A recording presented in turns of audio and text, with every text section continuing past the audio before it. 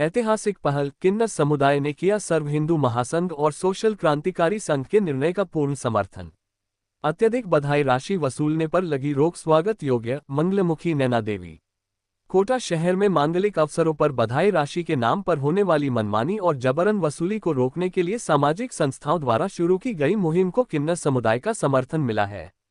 जिला समाज कल्याण विभाग द्वारा नियुक्त कोटा जिला ट्रांसजेंडर आइकॉन मंगलमुखी नैना देवी के नेतृत्व में काजल गदीपति, नानू किन्नर, आलिया और परी समेत किन्नर समुदाय ने सर्व हिंदू महासंघ और सोशल क्रांतिकारी संघ द्वारा जनहित में लिए गए निर्णय का स्वागत करते हुए इसका पूर्ण समर्थन किया है।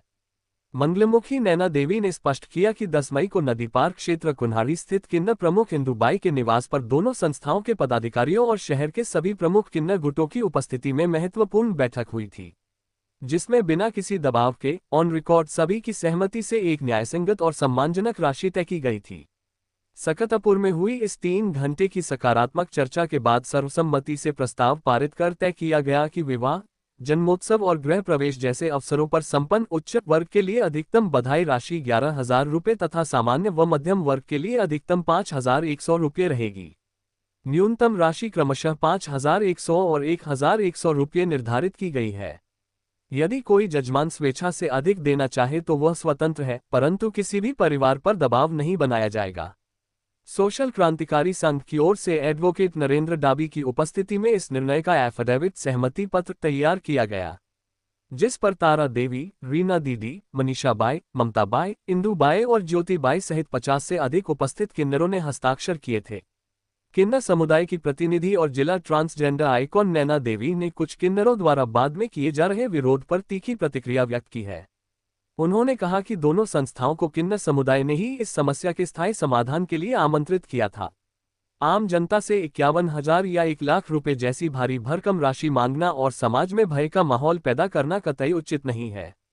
उन्होंने कहा कि कोटा की जनता और सनातनी समाज हमारा अन्नदाता है, हमें किसी की जमीन जायदाद या सोना चांदी नहीं चाहिए। किन्नर समुदाय सिर्फ लोगों की खुशियों में शामिल होकर दुआएं देना चाहता है। उन्होंने खुलासा किया कि जो लोग इस निर्णय का विरोध कर रहे हैं, वे लग्जरी गाड़ियां और फार्म हाउस बनाने के लिए 51,000 रुपये की मांग करते हैं।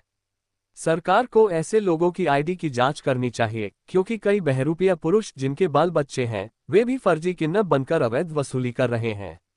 दिल्ली और बिहार से आए कुछ आपराधिक पृष्ठभूमि के लोग कोटा के मूल किन्नरों को बाहर करने का षड्यंत्र रच रहे हैं और क्षेत्राधिकार इलाके की लड़ाई से शहर के वातावरण को दूषित कर रहे हैं, जिसका समर्थन नहीं किया जा सकता। सर्व हिंदू महासंघ के संस्थापक महामंत्री राजाराम जैन कर्मयोगी ने बताया कि वे लंबे समय से कोटा के किन्नर समुदाय के कल्याण के लिए प्रयासरत रहे हैं और पूर्व में अलवर में राज्य सरकार द्वारा इन्हें सम्मानित भी करवा चुके हैं। किन्नर समुदाय की अनैतिक मांगों के चलते इलाहाबाद हाईकोर्ट ने बधाई और क्षेत्राधिकार तय करने को गैरकानूनी घोषित किया है, जिससे सीख लेते हुए शहर में शांतिपूर्ण माहौल बनाने के लिए यह पहल की गई है। इस निर्णय के बाद अजमेर, जोधपुर और ब्यावर सहित प्रदेश भर से सामाजिक संगठनों के फोन आ रहे हैं कि उनके शहरों में भी ऐसी ही व्यवस्था लागू की जाए। इस मुहिम को कोटा व्यापार महासंघ और हॉस्टल एसोसिएशन ने भी अपना लिखित समर्थन सौंप दिया है। पूर्व में सहमति पत्र पर हस्ताक्षर करने के बाद सहमति से मुकरने को बर्दाश्त नहीं किया जाएगा। सहमति से मुकरने वाले समूह के खिलाफ कानूनी कार्रवाई पर भी विचार किया जाएगा। बैठक में मौजूद किन्नर काजल नायक ने भावुक होते हुए कहा कि जनहित और संस्थाओं के इस फैसले का समर्थन करने के कारण उन्हें लगातार धमकियां मिल रही हैं और उनकी जान को खतरा पैदा हो गया है, जबकि नियम यही होना चाहिए कि जजमान जो श्रद्धा से दे, उसे स्वीकार किया जाए। संस्थाओं और किन्नर समुदाय के प्रमुखों ने स्पष्ट किया कि मानवीय संवेदनाओं के कारण 17 मई का नागरिक अभिनंदन कार्यक्रम स्थगित किया गया था, लेकिन कुछ लोग अब इस पर अनर्गल आरोप लगा रहे हैं। वे एक बार फिर सार्थक चर्चा के लिए तैयार हैं, परंतु शहरवासियों को इस नई व्यवस्था के प्रति जागरूक किया जाएगा और प्रस्ताव का उल्लंघन कर जनता को प्रताड़ित करने वालों के खिलाफ कानूनी कार्रवाई पर विचार किया जाएगा।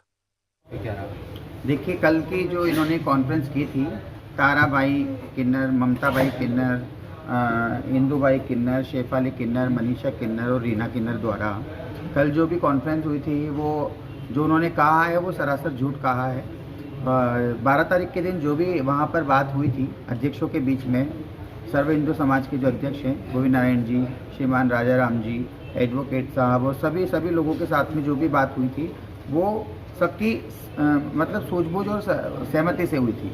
तो कल जो उन्होंने आरोप लगाए हैं हम पर, श्रीमान राजा राम जी पर, और वो बिल्कुल झूठे लगाए हैं आरोप, है ना। और वो जो मोहतरमा रीना बेगम, क्या नाम है उनका, वो बोलती हैं कि मैं सनातनी हूँ, हम सनातनियों का खाते हैं, ऐसा है वैसा है, सब झूठ है। क्यों झूठ फैलाते हो? अगर आप सनातनी हो, मैं किसी धर्म के ऊपर नहीं बोल रही हूँ, मैं किसी जाति के ऊपर नहीं बोल रही हूँ, मेरे, क्योंकि हम भारत में जितने भी निवासी सब एक हैं, है ना। और पर वो हज उम्रा करने क्या लेने गई थी जब वो सनातनी थी?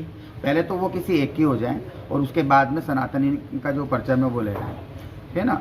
दूसरी बात, 16 मई 2024 को मनीषा बाई द्वारा एक बच्चा जेके लोन में छोड़ दिया गया था, जिसके ऊपर आज तक कोई मामला दर्ज नहीं हुआ है। वो बच्चा आज भी बाल कल्याण समिति में है, आज भी वो बच्चा बाल कल्याण समिति में है। और इनके रिकॉर्ड खंगाले जाएं, इनके ऊपर कितने सारे मुकदमे, कितनी सारी एफआईआर इन लोगों के ऊपर दर्ज है, फिर भी ये लोग शहर के अंदर आतंक करने से बाज नहीं आ रहे हैं और हमें बता रहे हैं कि हम गलत हैं।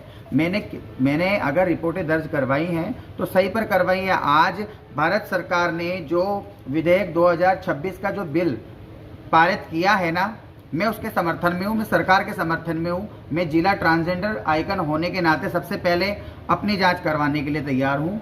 मैं भारत सरकार, बीजेपी सरकार के उस फैसले से समर्थन में हूँ। मैं करवाऊँगी सबसे पहले अपनी जांच कि हाँ मैं ट्रांसजेंडर हूँ, क्योंकि ये हमारी जो लड़ाई है, इस लड़ाई के अंदर कुछ बहरूपिये ऐसे बैठे हुए हैं जो कि किन्नरों का वेशभूषा धारण करके, सबसे पहले तो मनीषा बाई के ग्रुप में 3 जने हैं जो कि पूर्ण रूप से पुरुष है, जिनके बच्चे भी हैं, और वो किन्नर का रूप धारण करके बधाइयों पर जाते हैं। रीना के घर में भी हैं 2, किसके घर में नहीं है आप बताएं? जांच होनी चाहिए। हमारे सम्मान के ऊपर अगर बात आई, अगर ये जो विधेयक 2026 बिल पास हुआ है ना, तो इसीलिए हुआ है ताकि ट्रांसजेंडर को ट्रांसजेंडर कहा जाए। तो मैं इस फैसले से, सरकार के इस निर्णय से सहमत हूं और सबसे पहले कोटा के ट्रांसजेंडर जिला आइकन होने के नाते सबसे पहले मैं इस परीक्षण से गुजरना जब बधाई पे सहमति बन गई थी तो विरोध क्यों किया उन्होंने? विवाद नेक को लेकर के जो सहमति हुई थी 51 और 11,000 रुपए की, वो बिल्कुल ठीक है, हमारी तरफ से बिल्कुल ठीक है। हम राजी हैं, हम खुश हैं। लेकिन जो मुझे पूरा हिंदुस्तान के पंच ने गद्दीपति बनाया, उसका दंड भी अजमेर में लिया गया, उसके बावजूद भी इन कोटा के किन्नरों ने मुझे शहर से बाहर कर दिया गया। ठीक है, मेरा इलाका छीन लिया, मुझे मारा पीटा, मेरे हाथ पाँव में राड डलवा दी इन लोगों ने। थाने के अंदर मेरे चेले को किडनैप कर थाने के अंदर से ले गए। आज मैं शहर छोड़ के बाहर पड़ी हूँ कोटा के डर के मारे। क्यों मुझे मेरी जान प्यारी है। मैं किन्नरों से बहुत परेशान हो चुकी हूँ और अभी भी हाथ जोड़ती हूँ मीडिया के अंदर कि मुझे बहुत जान का खतरा है। मैं आज मीडिया के अंदर आई हूँ तो नैना देवी की वजह से आई हूँ यहाँ मीडिया के अंदर, नहीं तो मुझे इन्होंने धमकी दी है, कल रिकॉर्डिंग है मेरे पास, कि मीडिया में जाएगी, जो पहले हाल हुआ तेरा वही वापस हाल हुआ। बस मैं इतना ही बोलना चाहती हूँ।